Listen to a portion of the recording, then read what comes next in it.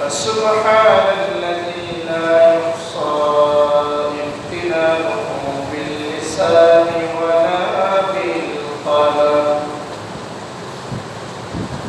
نشهد أن لا إله إلا الله وحده لا شريك له، وأشهد أن محمدا عبده ورسوله الذي أرسله بالحق بشيرا ونذيرا وداعيا إلى الله بإذنه وسراجا منيرا. أما بعد فقد قال الله تعالى في كلامه المجيد والفرقان الحميد. أعوذ بالله من الشيطان الرجيم. بسم الله الرحمن الرحيم. إن الله يأمر بالعدل والإحسان وإيتاء ذي القربى وينهى عن الفحشاء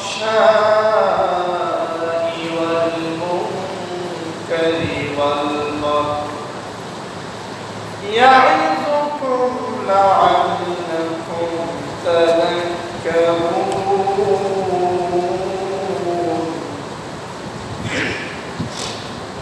صدق الله العظيم.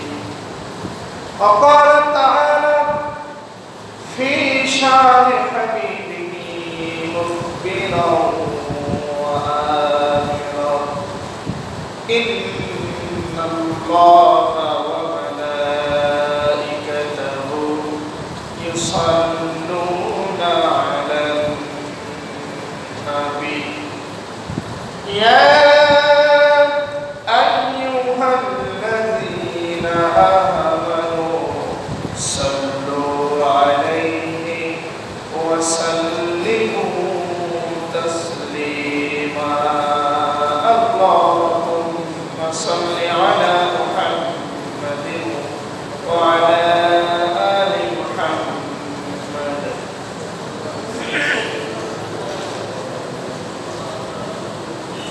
وعلى آل إبراهيم إنك حميد مجيد. اللهم بارك على محمد وعلى آل محمد كما باركت على إبراهيم وعلى آل إبراهيم.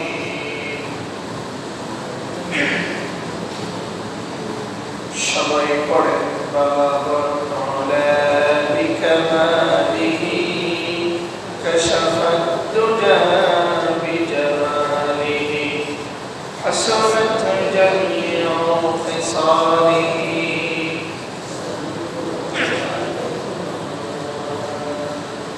রুহিয়া বসমে আদম রুহিয়া বসমে আদম রোহে বেলালি না রহি ফলসফা রুহিয়া তলকিনে গাজারি না রহি বালাবল মোলা বিকামালিহি কশফত দুজা বিজমালিহি হাসানাত জামিউ খিসালিহি।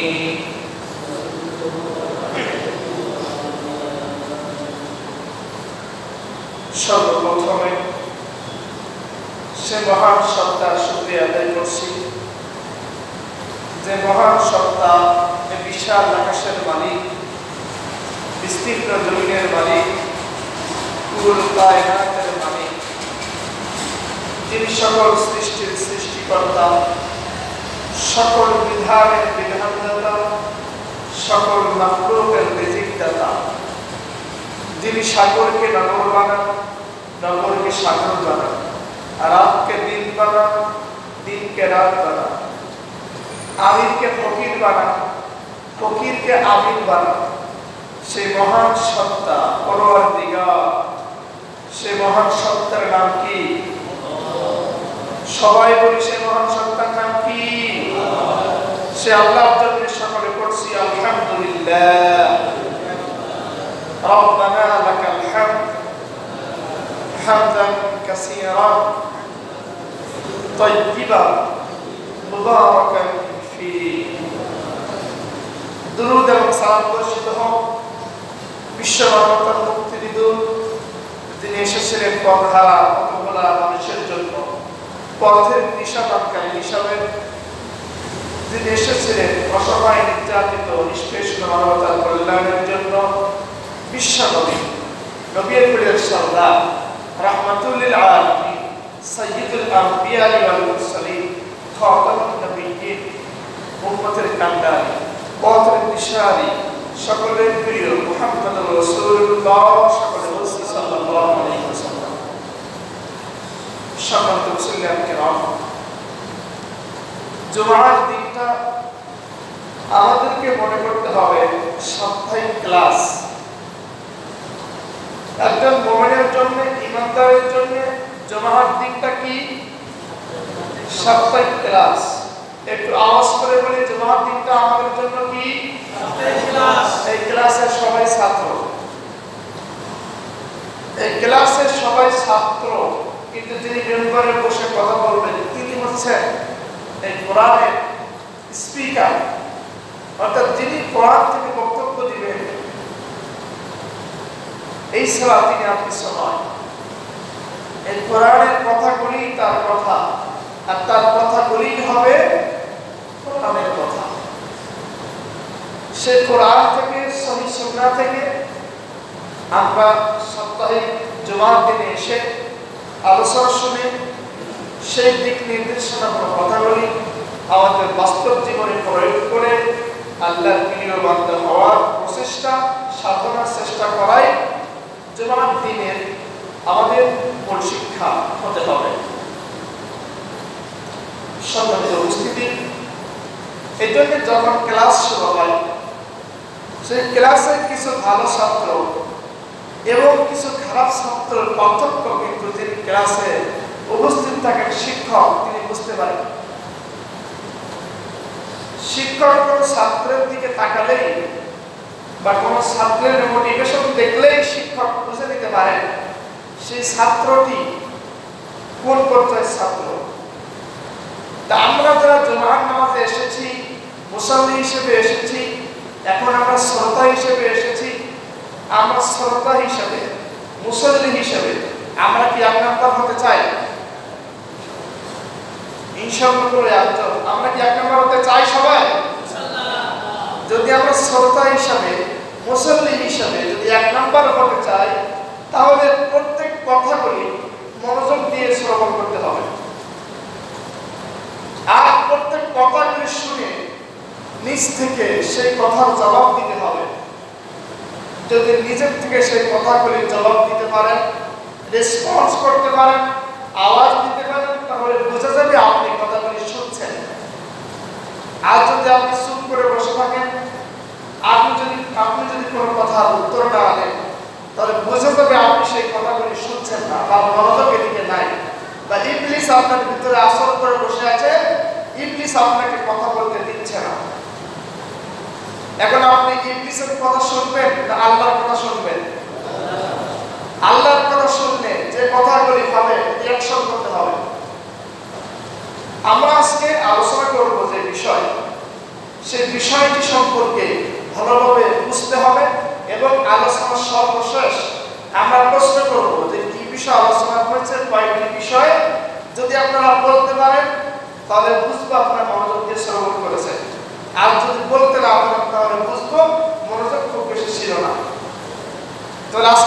তৈরি আছে সবাই ইনশাআল্লাহ? আল্লাহ তৌফিক দান করেন। সকলে বলছি আল্লাহুম্মা আমিন। আজকে আমরা আলোচনা করব মহাগ্রন্থ আল কোরআনের অন্যতম সূরা সূরাতুন নাহল। একটু বলেন তো কোন সূরার নাম বললাম? নাহল। নাহল মানে মৌমাছি। নাহল মানে কি? আমার সবাই কি মৌমাছি চিনি? মৌমাছি চিনি এমন কেউ আছে নাকি এখানে? মৌমাছি সবাই চিনি। এই সূরাটির নামকরণ করা হয়েছে মৌমাছি। এই মৌমাছি নামক সূরা একটি মাত্র আয়াত তেলাওয়াত করেছি, আয়াত নাম্বার 90। আয়াত নাম্বার কত? এটি সবাই বলি, আয়াত নাম্বার কত? আমাদের বসাটা বিশৃঙ্খলা হয়ে গেছে। আমরা একটু সামনের দিকে এসে আমরা কাপড় সভা করে বসি, খুব মনোযোগ দিয়ে শ্রবণ করতে হবে। তাহলে আমরা বলেছি সূরাতুন নাহলের আয়াত নাম্বার কত? 90 নম্বর আয়াত। এই 90 নম্বর আয়াত থেকে আমরা আজকে আলোচনা করব। 90 নম্বর আয়াতে আল্লাহ তাআলা মানুষের জন্য ওয়াজ করেছেন। ওয়াজ করেছেন কে? আল্লাহ তাআলা। ইয়াইযুকুম লাআল্লাকুম তাযাক্কারুন। আল্লাহ তাআলা তোমাদের কাছে ওয়াজ করেছেন, নসিহত করেছেন। এখন আল্লাহর ওয়াজ, আল্লাহর নসিহত শোনার কি আমাদের দরকার আছে না নাই? আল্লাহর নসিহত শুনতে হবে। আল্লাহর নসিহত কি বিষয় করেছেন আল্লাহ তাআলা? এই আয়াত নাম্বার 90 তে আল্লাহ নসিহত করেছেন 6টি বিষয়। কয়টি বিষয়? সবাই বলি কয়টি বিষয়? 6টি বিষয়। এর ভিতরে 3টা বিষয় হচ্ছে আদেশ করেছেন। 3টা বিষয় কি করেছেন? আদেশ। আর 3টা বিষয় নিষেধ। আদেশ কয়টা বিষয়? নিষেধ কয়টা বিষয়? 3টা। মোট হলো কয়টা? 6টা। আর এই 6টাকে আল্লাহ বলেন আমি ওয়াজ করলাম তোমাদের কাছে। ইয়াইযুকুম লাআল্লাকুম তাযাক্কারুন। আল্লাহ তাআলা বলেন ইয়াইযুকুম, আমি আল্লাহ তোমাদেরকে ওয়াজ করেছি, নসিহত করেছি, উপদেশ দিয়েছি। লাআল্লাকুম তাযাক্কারুন, সম্ভবত তোমাদের ভিতরে যারা উপদেশ গ্রহণ করে, আল্লাহর কথা স্মরণ করে, তাদের জন্যই এই নসিহত। এখন আমরা কি আল্লাহর কথা স্মরণ করি? নসিহত করেছেন আল্লাহ তাআলা আমাদের জন্য। সম্মানিত উপস্থিতি, তাহলে আমরা কোন সূরার কথা বলেছি? আমরা কোন সূরার কথা বলেছি? নাহল। এই নাহলের ভিতরে আয়াত রয়েছে 126টা। কয়টা আয়াত? 126টা আয়াত। এই সূরার নামকরণ করা হয়েছে আয়াত নাম্বার 68। আয়াত নাম্বার কত? এই 68 নম্বর আয়াতে আল্লাহ এই শব্দের কথা উল্লেখ করেছেন। আল্লাহ বলেন ওয়া আওহা রাব্বুকা ইলান নাহল। আল্লাহ আপনার রব মধুমক্ষিকা মৌমাছিকে আল্লাহ ওহী নাযিল করেছেন, কিছু উপদেশ দিয়েছেন, কিছু ইঙ্গিত করেছেন, ইশারা করেছেন। এখান থেকে এই সূরার নামকরণ করা। এখন মৌমাছি সম্পর্কে কি তথ্য আছে খুব সংক্ষিপ্ত করে আমরা মৌমাছি সম্পর্কে আমরা কিছু তথ্য জানবো। যেহেতু সূরার নাম কি? নাহল মানে কি? যেহেতু সূরার নাম মৌমাছি, তাহলে এই যে মৌমাছি নামক প্রাণী, এই সম্পর্কে আমাদের একটু ধারণা থাকার দরকার আছে না? খুব মনোযোগ দিবেন। বিজ্ঞান বলেছে 2018 সালের 22 ডিসেম্বর আমেরিকার সমস্ত বিজ্ঞানীরা একত্রিত একটা এটা রিপোর্ট করেছেন। তারা বলেছেন যদি পৃথিবীর বুকে 1 বছর কোনো মৌমাছি না থাকে, 1 বছর যদি পৃথিবীতে কোনো মৌমাছি না থাকে, তাহলে পুরো পৃথিবীর 70% খাবার নষ্ট হয়ে যাবে। 70% খাবার থাকবে না, ধ্বংস হয়ে যাবে। আর থাকবে 30% খাবার। আর মানুষ বাঁচতে পারে মাত্র 4 বছর। কয় বছর? মৌমাছি ছাড়া মানুষ বাঁচতে পারবে কয় বছর? তাহলে এই প্রাণীটা বড় না ছোট? প্রাণী ছোট, কিন্তু তার কাজ কত বড়। আমাদের খাদ্যের মূল উপকরণ যেগুলো শস্য দানা, এই শস্য দানা তৈরির ক্ষেত্রে মৌমাছির ভূমিকা আছে না নাই? আছে। কিরকম ভূমিকা আছে? পুরুষ এবং নারীর সংস্পর্শ ব্যতীত কোনো বংশ বিস্তার হয় না। তা গাছের ভিতরে পুরুষ আছে এবং নারী আছে, তা গাছ কি চলাচল করতে পারে? কথা বলতে পারে? গাছ তো স্থির থাকে। আপনি দুইটা ক্ষেত করেছেন, এক ক্ষেতে 250 আছে পুরুষ সরিষা, আর এক ক্ষেতে আছে 2500 মহিলা সরিষা। এখন এই পুরুষ সরিষা হেঁটে কি ওখানে যেতে পারবে? ও এখানে আসতে পারবে না। তাহলে এই যে একজনের সংস্পর্শ কিভাবে আসবে, এই জন্য আল্লাহ তাআলা মৌমাছিকে নিযুক্ত করে দিয়েছেন। সুবহানাল্লাহ। মৌমাছির কাজ কি? এই ফুল থেকে সে ফুল, সে ফুল থেকে এই ফুলে চলে যাওয়া, ফুলে গিয়ে গিয়ে মৌমাছি এই ফুলের পরাগ নেয়, এই ফুলের ডিম্বাণুকে আরেক ফুলে জড়ে দিয়ে ফুলের মাধ্যম দিয়ে গাছের বংশ বিস্তার করে দেয় মৌমাছি। এখন মৌমাছি সম্পর্কে আল্লাহ কি বলছেন? আল্লাহ মৌমাছি নামক সূরা দিয়ে মৌমাছির জীবন থেকে আল্লাহ সুবহানাহু ওয়া তাআলা আমাদের জন্য শিক্ষা দিয়ে দিয়েছেন অনেকগুলি শিক্ষা দিয়েছেন। সংক্ষিপ্ত করে বলি, মৌমাছিকে আল্লাহ তাআলা বলেন ইলান নাহলি আনিত্তাকিযি মিনাল জিবালি বুয়ুতা ওয়া মিনাশ শাজারি ওয়া মিম্মা ইয়ারিশুন। আল্লাহু আকবার বলেন। আল্লাহ তাআলা বলেন, এ নবী আপনার রব, তোমার রব মৌমাছিকে ওহী নাযিল করেছেন, মৌমাছিকে ইঙ্গিত দিয়েছেন, ইশারা করেছেন, বলেছেন তোমরা ঘর তৈরি করবা 3 জায়গায়। কয় জায়গায়? মৌমাছি ঘর তৈরি করবে কয় জায়গায়? 1 নম্বর হলো মিনাল জিবাল, তুমি ঘর তৈরি করবা পাহাড়ে। কোথায়? মৌমাছির চাক তৈরি হবে পাহাড়ে। আর 2 নম্বর আমরা বললেন তুমি ঘর তৈরি করবা আর তাকিজি মিনাল জিবালি বুয়ুতা ওয়া মিনাশ শাজার। 2 নম্বর তুমি ঘর তৈরি করবা গাছের উপরে। কোথায়? গাছের ডাল। আর 3 নম্বর ওয়া মিম্মা ইয়ারিশুন, মানুষ যেখানে বসবাস করে, মানুষের ঘরের কার্নিশে, মানুষের ঘরের ছাদের তলায়, মানুষের ঘরের ছাদের সাইডে তুমি ঘর তৈরি করবা। মৌমাছি আল্লাহ তাআলা 3টা জায়গায় ঘর তৈরি করার কথা বলেছেন। যে 3টা জায়গার কথা আমরা বললাম, এবার বলুন তো এই 3টা জায়গা উঁচুতে না নিচুতে? তাহলে মৌমাছির কাজ হলো উঁচুতে ঘর তৈরি করা। আর আরেক শ্রেণীর মাছি কিন্তু আমাদের সমাজে আছে, এদের ঘর উঁচুতে থাকে না নিচুতে থাকে?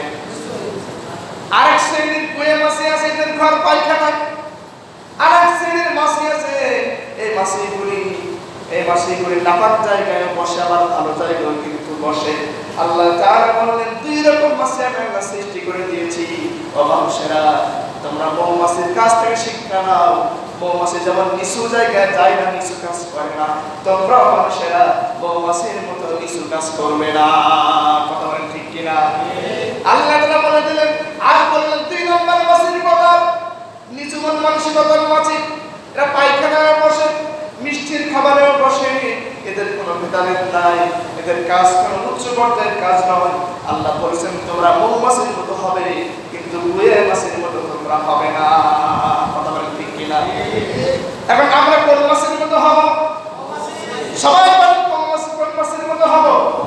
মৌমাছির মতো হতে হবে। মৌমাছির 1 নম্বর গুণাবলী হলো মৌমাছি সবসময় উত্তম কাজ করে। উপরের দিকে মৌমাছির চোখ ভালো কাজের দিকে, মৌমাছির চোখ কোনোদিন খারাপ কাজের দিকে হয় না। মৌমাছির থেকে আমাদের 2 নম্বর শিক্ষা হলো মৌমাছি তারা একত্রিত হয়ে চলে, একসঙ্গে চলে। মৌমাছি দলবদ্ধভাবে কাজ ছাড়া মৌমাছি কিন্তু একাকী কোনো কাজ করে না। মৌমাছির জীবন থেকে আমাদের শিক্ষা, তোমরা একাকী চলবে না, কোনো দলাদলি তোমরা করবে না। মৌমাছি যেমন দলবদ্ধ হয়ে একজন রানীর নেতৃত্বে, একজন নেতার নেতৃত্বে 20,000 পর্যন্ত মৌমাছি একজন নেতার কথা মেনে তাদের জীবনটা কাটায়। মানুষেরা তোমরাও কেমন করে একজন নেতার আনুগত্য করে তোমাদের জীবনটা কাটিয়ে দিবা। কথা বলেন ঠিক কিনা? এটি আমাদের জন্য করতে হবে। আল্লাহ সম্পর্কে বলছেন ওয়াতাসিমু বিহাবলিল্লাহি জামিআও ওয়া লা তাফাররাকু। আল্লাহ বলছেন ওয়াতাসিমু বিহাবলিল্লাহ, তোমরা আল্লাহর হাবলকে, আল্লাহর কোরআনকে তোমরা আঁকড়ে ধরো। জামিআন একতাবদ্ধ হয়ে একসঙ্গে হয়ে ওয়ালা তাতাফাররাকু ফি আর তোমরা খবরদার বিচ্ছিন্ন হয়ে যাবা না। কে বলছেন? আর বলবেন কে বলছেন? আল্লাহ বলছেন। তাহলে মৌমাছির থেকে আমাদের 2 নম্বর শিক্ষা হলো চলতে হবে কিভাবে? একসঙ্গে। কিভাবে? একসঙ্গে। এবার চিন্তা করেন, মৌমাছি যখন বাড়ি থেকে বের হয়ে যায়, মৌমাছি যখন বাসা থেকে বের হয়ে মৌমাছি চলে যায় 10 মাইল পর্যন্ত। কয় মাইল? 10 মাইল পর্যন্ত মৌমাছি তার খাদ্য অনুসন্ধান করার জন্য চলে যায়। এই 10 মাইল তার জন্য রাস্তার কোনো চিহ্ন আছে? পুরোপুরি শূন্যের পরে মৌমাছি 10 মাইল অতিক্রম করে, সেখান থেকে আবার সেই মৌমাছি তার বাসায় ফিরে আসে। সুবহানাল্লাহ। এই মৌমাছির থেকে আমাদের শিক্ষা হলো, ও মানুষেরা, তোমরা রিজিকের সন্ধানে তোমাদের বাড়ি থেকে বের হও, কিন্তু খবরদার রিজিকের সন্ধানে বাড়ি থেকে বের হয়ে তোমাদের আসল বাড়ির কথা তোমরা ভুলে যাওয়া না। এখন বলেন তো আমাদের আসল বাড়ির নাম কি? আসল বাড়ির নাম কি? আমাদের আসল বাড়ির নাম আমরা জানি না। আসল বাড়ির নাম কি? আমাদের আদি পিতা আদি মাতার নাম কি? আদম হাওয়া। আদম হাওয়ার বাসা কোথায় ছিল? আদম হাওয়ার বাসা ছিল জান্নাতে। আল্লাহ বলেন, ইয়া আদম উসকুন আনতা ওয়া যাওজুকাল জান্নাহ।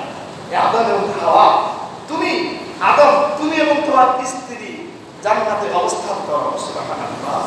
ফাকুলা মিনহা রাগাদান হাইসু শি'তুমা, তোমাদের যা মনে চায় তোমরা দুজন তাই ভক্ষণ করো, খবরদার একটি গাছের নিকটবর্তী তোমরা হবে না। তাহলে আদম এবং হাওয়া, আল্লাহ বলেন তুমি এবং তোমার স্ত্রী জান্নাতে থাকো। তাহলে এই জান্নাতে থাকার কথা আল্লাহ আদমকে দিয়ে বলেছেন। তাহলে আদমের অবস্থান কিন্তু আল্লাহ জান্নাতে দিয়েই কিন্তু হাওয়াকে সেখানে পাঠিয়েছেন না। আল্লাহ তাআলা আদমকে হাওয়ার বাড়িতে পাঠিয়েছেন? হাওয়ার বাড়িতে পাঠিয়েছেন না আদমের বাড়িতে পাঠিয়েছেন? এখন যদি বলা হয় যে তুমি এবং তোমার স্ত্রী বাড়িতে যাও, তাহলে কি বোঝায়? যে তোমার বাড়িতে যাও এখানে। তাহলে কি বিয়ের পরে সেই পুরুষের কি ঘর জামাই থাকার কোনো সম্ভাবনা থাকতে পারে? ঘর জামাই কোনো পুরুষ থাকতে পারে না। এখন আল্লাহ এখানে বলছেন তুমি এবং তোমার স্ত্রী। আল্লাহ এখানে দুইজনকে বলেন না যে দুইজন জান্নাতে থাকো। আল্লাহ বলছেন তুমি তোমার স্ত্রী থাকো। মানে কি স্ত্রী থাকবে কার অধীনে? আদমের অধীনে। আর সেদিকে নয়। তাহলে আমাদের এখান থেকে আমরা জানতে পারি আমাদের আসল বাড়ি কোথায়? জান্নাতে। মৌমাছি যেমন বাড়ি থেকে 10 মাইল পর্যন্ত চলে গিয়ে তার খাবার সংগ্রহ করে আবার বাসায় ফিরে আসে, আসল বাড়ির কথা ফিরে যায় না, আসল বাড়ির কথা ভুলে যায় না। আমাদের তেমন দুনিয়ার জীবনে চলাচল করতে গিয়ে আসল জান্নাতের কথা ভুলে গেলে চলবে না। সম্মানিত উপস্থিতি, মানে মৌমাছি কি করে? মৌমাছি যেমন সেখানে ফল আনতে, মৌমাছি ফুলের ঘ্রাণ থেকে মধু আনতে যায়। যখন মৌমাছি মধু আনার জন্য কোনো ফুল পায়, সুঘ্রাণ ফুল পায়, মধু নেওয়ার মতো পরিবেশ পায়, মৌমাছি যদি অল্প কিছু মৌমাছি থাকে তারা সেখানে গিয়ে সূর্যের দিকে ইঙ্গিত করে। ওদের তো ফোন নাই, 10 মাইল ও ওইখানে মধু পেয়েছে, লোকে ফিরে বাসায় আসবে তা করে না। ও সেখানে অবস্থান করে ওখানে সূর্যের দিকে তাকায়। সূর্যের সঙ্গে আলোর গতি কথা আমরা শুনেছি। আলোর গতিতে, সূর্যের আলোর গতিতে তার সেই সংবাদটি তাদের চাকের ভিতরে চলে যায়। সুবহানাল্লাহ। 1 মিনিট সময় প্রয়োজন হয় না। মৌমাছি সেখান থেকে সংবাদ দিয়ে দেয় চলো এখানে মধু পাওয়া গিয়েছে। সব মৌমাছি এবার এক লাইনে, অনেক সময় দেখবেন ভোঁ আওয়াজ করে অনেকগুলি মৌমাছি একবারে চলে যায়। দেখেছেন আপনারা?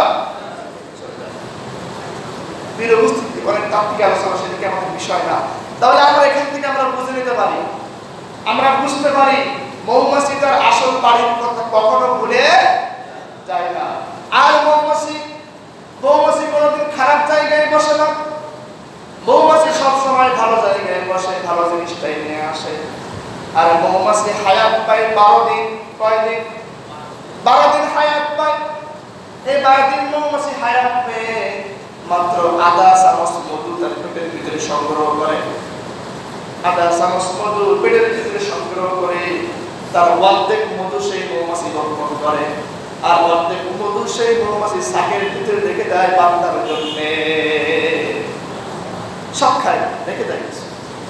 মৌমাছি কোনো খারাপ জায়গায় বসবে না, ভালো জায়গায় বসে। মধু নিয়ে মৌমাছি যখন তার চাকের ভিতরে প্রবেশ করতে যায়, তখন চাকের ভিতরে প্রবেশের পূর্বে একদল গার্ড আছে, সেনাবাহিনী আছে পাহারা দেওয়ার জন্য। গার্ড সেখানে পাহারা দেয়, গার্ড চেক করে ভিতরে কোনো নকল মধু আছে কিনা, নাপাক কোনো জিনিস আছে কিনা, ইয়াবা আছে কিনা, বাবা আছে কিনা, কাজা আছে কিনা, ফেন্সিলিন আছে কিনা, চেক করে নেয় ভালো জিনিসটা আছে কিনা। যদি মৌমাছি ভালো জিনিস না পায়, সঙ্গে সঙ্গে রানীর কাছে ফোন দেয়, বলে রানী, রানী আপনার একজন সৈনিক, আপনার একজন সৈন্য, সে মধু আনার জন্য খারাপ জায়গায় বসেছিল, নাপাক জায়গায় বসেছিল, আর আমি এখন তার কি ফয়সালা হবে বলে দাও। এক করা হয় তাকে, রানী বলে দাও কি ফয়সালা হবে। রানী তখন সেখান থেকে বলে দেয়, ওকে বলা হয়েছিল তুই ভালো জায়গায় বসবি, কিন্তু ভালো জায়গায় না বসে তুই মধ্য জায়গায় বসেছিস। রানী তখন বলে দেয় তোর বাঁচার কোনো অধিকার নাই, ওকে সঙ্গে সঙ্গে হত্যা করে দাও। তখন গার্ড সেই মৌমাছিকে হত্যা করে দেয়। আপনারা দেখবেন যেখানে চাক আছে, চাকের নিচে 2-5টা মৌমাছি মরা পড়ে থাকে, দেখেছেন? দেখবেন, খেয়াল করুন, চাকের তলায় 2-5টা মৌমাছি মরে পড়ে আছে, আছে না? এখন দেখে ফেলায় খারাপ জায়গায় বসে। প্রিয় উপস্থিতি, তাহলে আমরা মৌমাছির জীবন এখানে আমরা শিক্ষা পাই, কোন খারাপ জিনিস, খারাপ খাবার, হারাম রেজেক কোন আল্লাহর বান্দারা তাদের দেহের ভিতরে ঢোকাতে পারবে না। দর্শন, আমাদের আলোচনার দিকে আমরা চলে যাই। আমরা বলেছিলাম সূরাতুন নাহাল আয়াত নাম্বার কত? সবাই কথা বলে, আয়াত নাম্বার কত? 90 নম্বর আয়াতে আল্লাহ তাআলা আদেশ করেছেন কয়টি বিষয়? আল্লাহ তাআলা ওয়াজ করেছেন কয়টি বিষয়? আল্লাহ আদেশ করেছেন কয়টা? 3টা। নিষেধ করেছেন কয়টা? 3টা। আল্লাহ তাআলা বলেছেন 1 নম্বর, ইন্নাল্লাহা ইয়া'মুরু বিল আদল। আল্লাহ তাআলা নসিহত করেছেন, আল্লাহ তাআলা আদেশ করেছেন তোমরা ন্যায় বিচার করো। কি করো? সবাই বলি কি করো? ন্যায় বিচার করো। কে বলেছেন? আল্লাহ তাআলা বলেছেন আদল করো, ন্যায় বিচার করো। আদলের স্তর 3টা। কয়টা স্তর? 3টা। খুব সংক্ষিপ্ত করে বলছি, সবাই সংক্ষেপ। 1 নম্বর আদলের স্তর হলো আল্লাহর সঙ্গে আদল করতে হবে। আদল করতে হবে কার সঙ্গে? আল্লাহর সঙ্গে। কিভাবে করতে হবে? আল্লাহর সঙ্গে আদল হলো একমাত্র শুধুমাত্র কেবলমাত্র ইবাদত করতে হবে কার? ইবাদত করতে হবে, কোনো শিরিক করা যাবে না। শিরিক মুক্ত একনিষ্ঠ ইবাদত, এটি হলো আল্লাহর সঙ্গে আদল, ন্যায় বিচার। যদি আপনি আল্লাহকে বাদ দিয়ে অন্য কারণে ইবাদত করেন, তাহলে আপনি এখানে ন্যায় বিচার করলেন না, আদল করলেন না। সম্মানিত উপস্থিতি, আল্লাহর সঙ্গে আদল, আল্লাহর সঙ্গে ন্যায় বিচার করার দরকার কি আমাদের আছে? একটু কথা বলেন, আমাদের আছে? যদি আল্লাহর সঙ্গে আদল না করতে পারি, ন্যায় বিচার না করতে পারি, তাহলে কিন্তু আমরা আল্লাহর কোনো প্রিয় বান্দা হতে পারবো না। আল্লাহর সঙ্গে আদল করতে হবে। আর আল্লাহ তাআলা আমাদের বলছেন, আল্লাহ তাআলা আমাদেরকে আদেশ করেছেন বারবার করে যে একমাত্র কেবলমাত্র ইবাদত কর কার? আল্লাহ, এবং তার ভিতরে শরীক তো করবাই না। এবং তোমার পুরো জীবনটাই তুমি মুসলিম হবে, মুমিন হবে, মুসলিম হবে, মুত্তাকি হবে, মুহসিন হবে। আল্লাহ 4টা ভাবের কথা বলেছেন। সম্মানিত উপস্থিতি, আমরা সবাই এখানে কি? সবাই কি? ঈমানদার। সবাই আমরা কি এখানে? ঈমানদার। আর 2 নম্বরে সবাই আমরা মুসলিম। মুসলিম কিনা বলেন? মুসলিম। এবার যদি আপনাকে প্রশ্ন করা হয়, ঠিক আছে আপনি মুসলিম, তা আপনি মুসলিম হয়েছেন কখন? আপনি একটু প্রশ্ন একটু ভাবুন যে আপনি কোন সময় মুসলিম হয়েছেন। মুসলিম মানে কি এটি হয় যে আপনি, আমার আব্বা মুসলিম, দাদা মুসলিম, তার দাদা মুসলিম, তার বাবা মুসলিম, সেই হিসেবে মুসলিম এমন কিছু? মুসলিম কোন উত্তরাধিকার সূত্রে হয় না, মুসলিম হতে হয়, মুসলিম হতে হয়। সম্মানিত উপস্থিতি, উপমহাদেশের একজন ইসলামিক স্কলার ছিলেন। তিনি ইসলামের জন্য জিহাদ ফি সাবিলিল্লাহর জন্য অনেক খেদমত করেছেন। তিনি যখন জিহাদ ফি সাবিলিল্লাহর কাজে আঞ্জাম দিলেন, তিনি একটি কাফেলা তৈরি করলেন। কাফেলা তৈরি করে উনি যখন বায়াত করলেন, শপথ নিলেন দ্বীনের জন্য, দ্বীনের বিজয়ের জন্য, তিনি যখন শপথ গ্রহণ করলেন, শপথ গ্রহণ করে তিনি তার রুমের ভিতরে চলে গিয়েছেন। গিয়ে 203 বছরে পানি পড়ছে, ক্রন্দন করছেন। পাশ থেকে সঙ্গীরা গিয়ে বলছেন, হুজুর আপনি আমাদের শপথ করালেন, দ্বীনের বিজয়ের জন্য আপনি আমাদের শপথ করিয়েছেন, এখন আপনি কেন ক্রন্দন করছেন? উনি তখন বলছেন, ভাই আমার বাপ মুসলিম তথা মুসলিম সেই হিসেবে মুসলিম হয়েছিলাম, কিন্তু কোনোদিন আনুষ্ঠানিকভাবে আমাকে কেউ শপথ করিয়ে মুসলমান বানাই নাই। আজ প্রথম মানুষকে আমি শপথ করে মুসলিম হয়েছি, এই জন্য আমার 2 চোখ দিয়ে পানি পড়ছে। যদি আমাদের প্রশ্ন করা হয় আপনাকে কোন দিন শপথ করিয়ে এই কালিমার সঠিক ব্যাখ্যা দিয়ে আপনাকে কবে মুসলিম বানানো হয়েছে, উত্তর আছে? তাহলে আমাদের মুসলিম হতে হবে। আল্লাহর সঙ্গে কি করতে হবে? আদল করতে হবে। আল্লাহর সঙ্গে কি করতে হবে? আদল করতে হবে। আর 3 নম্বর আদল হলো মানুষের সঙ্গে আদল করতে হবে।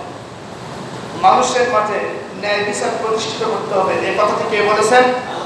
আল্লাহ বলেছেন। এই কথা কি আমি বলছি না কে বলেছেন? আল্লাহ বলেছেন। দলিল কি? সূরাতুল নাহল আয়াত নম্বর কত? 90। এই দলিলটা আপনারা সবাই দিতে পারবেন যদি মনে থাকে।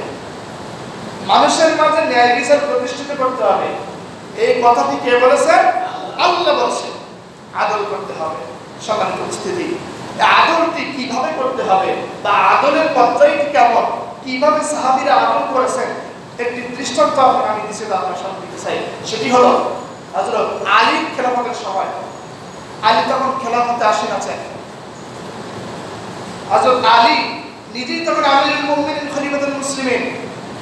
তখন সেই সময় আলী তার একটি বর্ম হারিয়ে গেল। কি হারিয়ে গেল?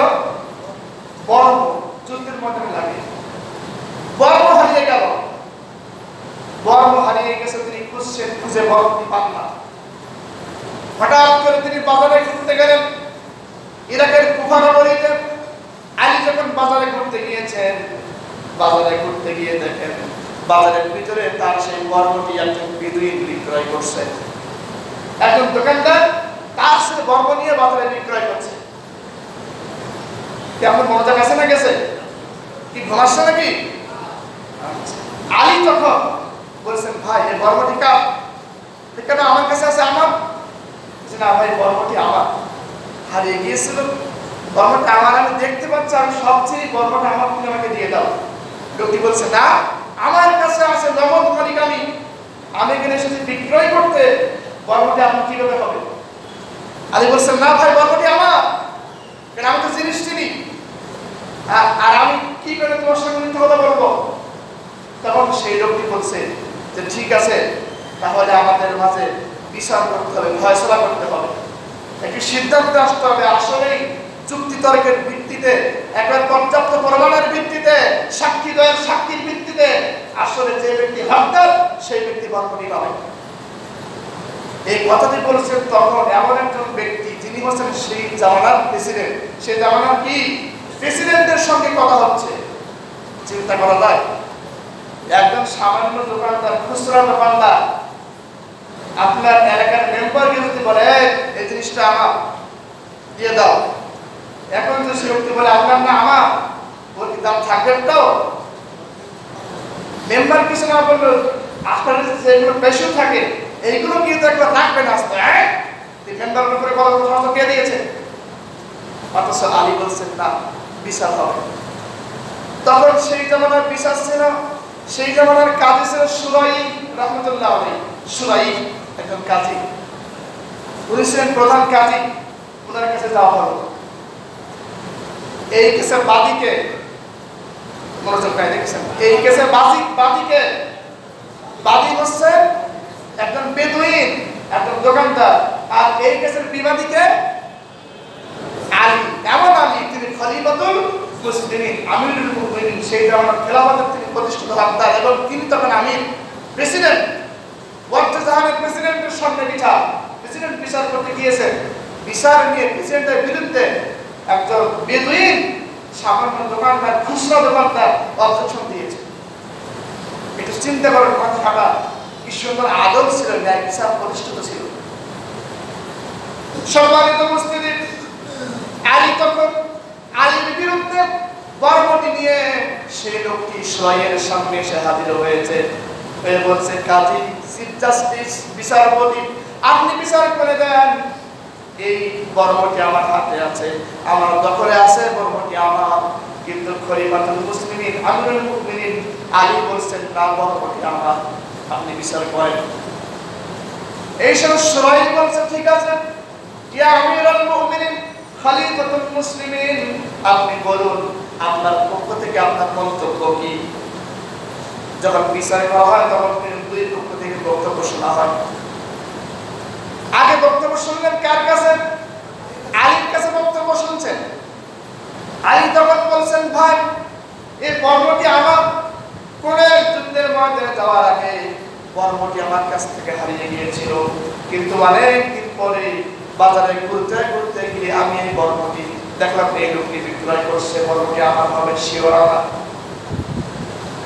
আলীর বক্তব্য শেষ হলো, তখন বেদুইন বলছেন, এক আজীব সময় আলী যা বলেছেন মিথ্যা কথা নয়, সত্য কথা, আমি আলীকে মিথ্যাবাদী বলবো না, কিন্তু বর্বরটি আমার দখলে আছে, বর্বরটি আমার দখলে আছে, বর্বরটি। অনেক লোক আমাদের সমাজে আছে, তার নামে কোনো দলিল নাই, তার নামে কোনো রেকর্ড নাই, কোনো ডিগ্রি নাই, সেই ব্যক্তি বলে দখলে আছে জমি আমার, বলে না বললো? বর্তমান সমাজে আমাদের দেশে আছে। তখন সেই লোকটি সেই কথাগুলোই বলছে যে আমার দখলে আছে জিনিসটা আমার। তখন সুরাই বলছেন যে, ইয়া খলিফাতুল মুসলিমিন, আপনি তো দিয়েছেন, বক্তব্য দিয়েছেন, এবার আপনার পক্ষ থেকে সাক্ষী পেশ করেন, সাক্ষী নিয়ে আসেন যে জিনিসটা আপনার। কারণ সাক্ষীবিহীন আমি কোনো ফয়সালা দিতে পারবে? সাক্ষীবিহীন, সাক্ষীর সাক্ষ্যবিহীন কোন বিচারপতি ফয়সালা দিলে সেই ফয়সালা কি ফয়সালা হবে? অবৈধ ফয়সালা। কি রায় হবে? অবৈধ রায় হয়ে যাবে। তখন আলী বললেন, আমার পক্ষ থেকে সাক্ষী আছে দুইজন। কয়জন? এটা সবাই বলি কয়জন? দুইজন। একজন সাক্ষী হলো আমার ছেলে হাসান রাদিয়াল্লাহু তাআলা, আর আরেকজন সাক্ষী হলো আমার দাস, আমার কৃতদাস কাম্বা। সাক্ষী হলো কয়জন? দুইজন। তখন কাজী সুরাই বলছেন, ইয়া খলিফাতুল মুসলিমিন, আপনার ছেলে আলী, আপনার ছেলে হাসান, সুতরাং পিতার পক্ষে সন্তানের সাক্ষী কখনো আমি বৈধ মনে করতে পারি না। আলী তখন বলছেন, কাজী, ইয়া সুরাই, আপনি কি জানেন না আমার হাসান এবং হাসান সম্পর্কে আল্লাহর নবী বলেছেন, আল হাসান আল হুসাইন সাইয়্যিদা শাবাবি আহলিল জান্নাত। হাসান এবং হুসাইন হলো জান্নাতি যুবকদের সরদার, কিন্তু একজন জান্নাতি মানুষের সাক্ষী কেন আপনি গ্রহণ করতে চাচ্ছেন না? ওই সময় সুরাই বলছেন, আমিরুল মুমিনিন, যদিও আমি জানি আপনার সন্তান জান্নাতি যুবকদের সরদার, তারপরেও আমি আপনার সন্তানের সাক্ষ্য গ্রহণ করতে পারবো না।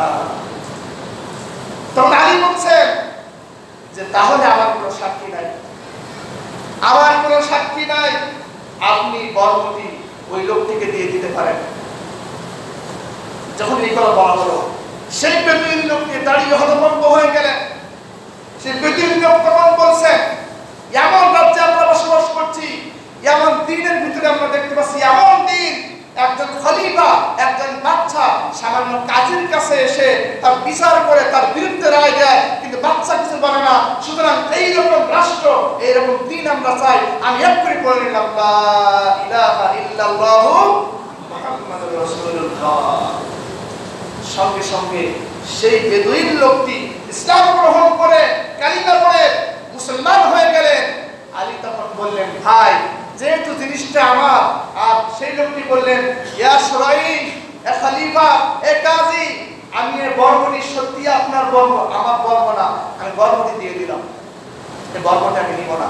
এমন বিচার, এই মিশরের সামনে এসে আমি কোনো অবৈধ করে চাওয়া পাওয়া আমি অবৈধ কোনো জিনিসের আমি আবদার করতে পারি না। যখন লোকটি মুসলিম হয়ে গেল, আলী তখন বললেন যে ভাই আপনি এখন আমাদের ভাই। আল্লাহ বলেছেন ফাইনতারু ওয়া আকামুস সালাতা ওয়া আতুজ যাকাতা ফাইখওয়ানুকুম ফিদ্দীন। আল্লাহ বলেছেন ইন তাবু, যদি ওরা তওবা করে, ওয়া আকামুস সালাতা, যাকাত দেয়, ওয়া আকামুস সালাতা, নামাজ প্রতিষ্ঠা করে, ওয়া আতুজ যাকাতা, যাকাত দেয়, ফাইখওয়ানুকুম ফিদ্দীন, তাহলে ওরাই হলো তোমাদের দ্বীনের ভাই, তোমাদের দ্বীনি ভাই। তখন সঙ্গে সঙ্গে আলী বললেন ভাই যে এখন থেকে তুমি আমার দ্বীনে ভাই, আমি তোমাকে বরমণি তো দিলামই, সঙ্গে সঙ্গে আমার নিজের একটি ঘোড়াকে আমি তোমাকে হাতিয়ার হিসেবে দিয়ে দিলাম। লোকটি বিচার সাইতে এসে একটি ঘোড়াও পেয়ে গেল। সম্মানিত উপস্থিতি, এটি ছিল আদল, এটি ছিল ন্যায় বিচার। যদি এরকম ন্যায় বিচার কোনো সমাজে প্রতিষ্ঠিত হয়ে যায়, সেই সমাজে হানাহানি, ধর্ষণ, অন্যায়, অত্যাচার, অবিচার, রাহাজানি কোনো কিছু হবে আর কোনো কিছু থাকবে না। কিন্তু কোনো কিছু অর্থেই সমাজে ন্যায় বিচার প্রতিষ্ঠিত হয়ে যায়, সেই সমাজে আমাদের খলনার মতো 4 জন মানুষ ঘর থেকে একবার 4 জন মানুষের বিদায় হয়ে যাবে না। 4 জন মানুষকে কিভাবে খলনায় গলা কেটে হত্যা করে দেওয়া হয়েছে। যদি ইনসাফ ভিত্তিক সমাজ প্রতিষ্ঠিত হয়ে যায়, কোনো মানুষের সাহস হবে না, কোনো মানুষের সামান্য কোনো কথা বলার কথা বলে ঠিক কিনা। প্রিয় উপস্থিতি, আমরা অনেকগুলি বিষয়ে আলোচনা করতে চেয়েছিলাম, কিন্তু আমাদের সময় আসলে সীমিত আছে। বিষয়টি অনেক কথা বলতে গেলে কথা চলেই আসে।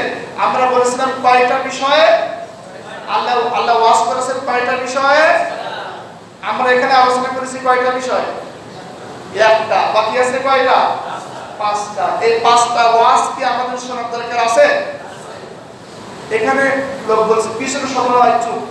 এবার বলেন তো এই 5টা ওয়াজ কি আমাদের শোনার দরকার আছে না নাই? যদি শোনার দরকার থেকে থাকে, আগামী জুমা আযান হওয়ার সঙ্গে সঙ্গে চলে আসতে হবে। আর যদি মনে করেন আল্লাহর ওয়াজ শুনবো না, আমরা ডিজে পার্টিতে যাবো, তাহলে কোনো কথা নেই। প্রিয় উপস্থিতি, আমরা যে বিষয়গুলি আলোচনা করেছি, যে হক কথাগুলি আলোচনা হয়েছে, আল্লাহ তাআলা আমাদের সকলকে আমল করার তৌফিক দান করুন। সকলে বলছি আল্লাহুম্মা আমিন। আমরা যেন জুমার আযান হওয়ার সঙ্গে সঙ্গে আল্লাহর ঘরে আল্লাহর ডাকে সাড়া দিয়ে আল্লাহর ঘরে আসতে পারে, আল্লাহ তৌফিক দান করুন। সকলে বলছি আল্লাহুম্মা আমিন। ওয়া মা তাওফীকি ইল্লা বিল্লাহ। সকলে সুন্নাত করি। আসসালামু আলাইকুম ওয়া রাহমাতুল্লাহ।